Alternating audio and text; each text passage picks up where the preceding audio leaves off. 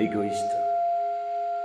Un homme qui manque de profondeur ne touchera pas son auditoire. Il est trop préoccupé par sa propre personne. Son jeu manque d'intensité, de beauté, de chaleur. J'ai toujours rêvé d'être un criminel. Être armé pour pouvoir tuer quelqu'un.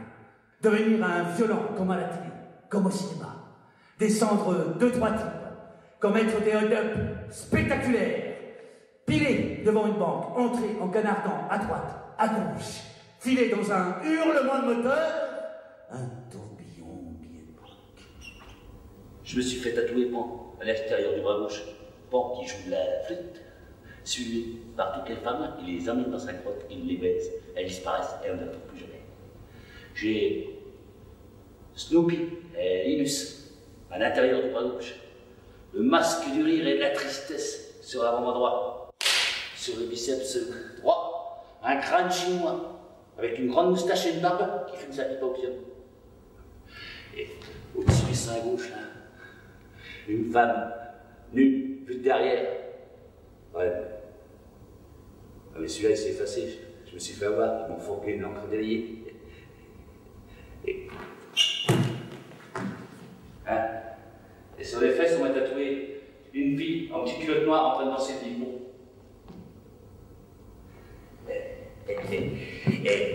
Et juste avant d'être libéré là, je devais me faire tatouer un vampire. Un copain avait dessiné un Dracula qui devait être tatoué sous mon bras droit, la bouche ouverte, à hauteur de la veine.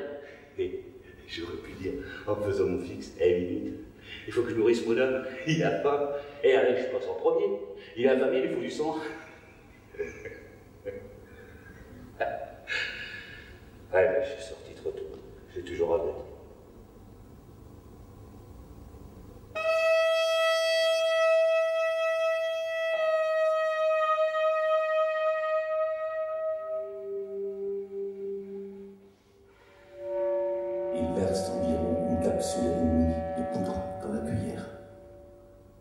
Il prend un compte-goutte dont la partie caoutchoutée est fixée solidement au tube de verre par un fil enroulé très serré.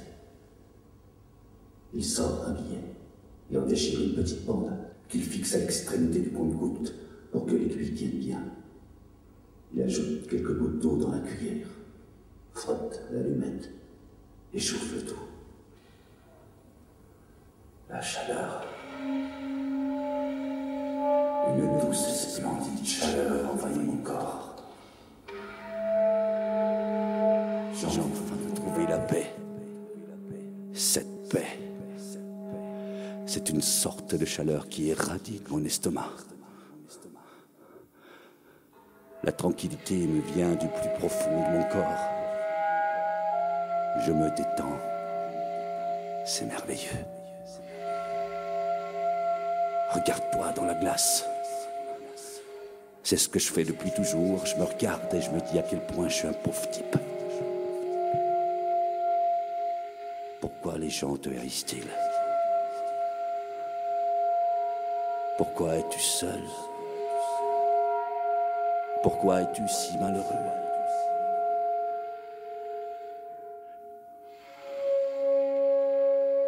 Je ne veux pas recommencer, cacher cette impression qui monte en moi. J'ai peur de voir défiler toute ma vie dans la glace et de voir cette merveilleuse sensation s'évanouir. Regarde-toi donc. Vois comme tu es beau. Regarde tes yeux, tes pupilles.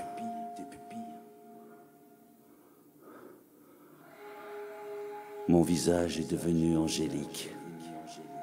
Mes pupilles ne sont pas plus grosses qu'une tête d'épingle. Je m'enfonce dans un univers de joie, de bonheur, de contentement. Je me souviens, une nuit à New York, une robe rouge. Ouais, rouge.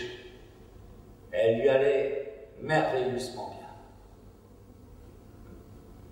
Je me souviens, une nuit, ça faisait plus d'une heure, je crois, qu'on jouait la même chose, tous les trois, seuls et si heureux. Et au bout d'un moment, l'un d'entre nous s'est mis à jouer quelque chose de tellement beau que j'ai failli tomber à la renverse. Et alors, j'ai démarré, les yeux fermés. Je volais. Mais je ne savais pas que c'était un mensonge, que ça arrivait parce que j'étais perdu dans ma musique, et que dès que je m'arrêterais de jouer, je tomberais tête première au fond de moi.